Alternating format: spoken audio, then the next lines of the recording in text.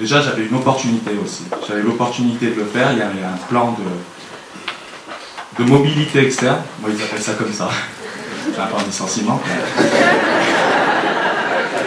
Et là, c'est l'opportunité qui est arrivée donc pour lancer B2C, quoi.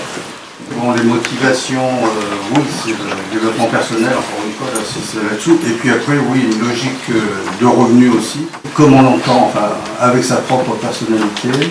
Voilà, après, oui, après la notion de créer quelque chose et de développer quelque chose, c'est une très belle sensation.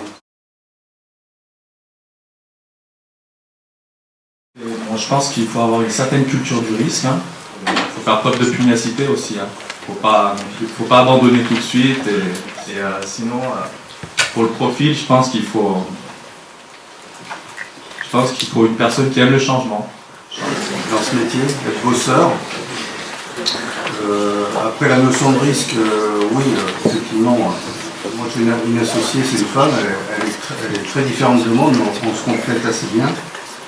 Mais ça justement, cette humilité, c'est-à-dire accepter des fois une idée qui est presque contraire à la vôtre, mais se dire mais c'est peut-être elle qui arrive.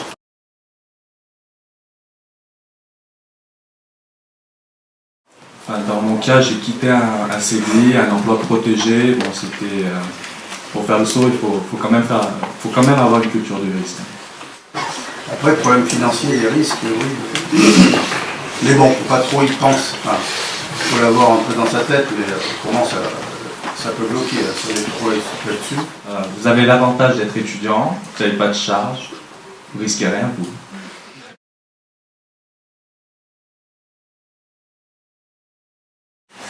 J'aurais pris beaucoup de risques à ouvrir une agence uniquement axée sur la transaction, parce que je n'ai pas la compétence et les diplômes pour faire autre chose, puis ça ne m'intéresse pas.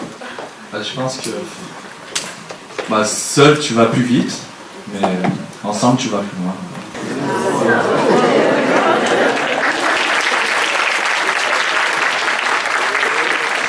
Et voilà, il faut se lancer.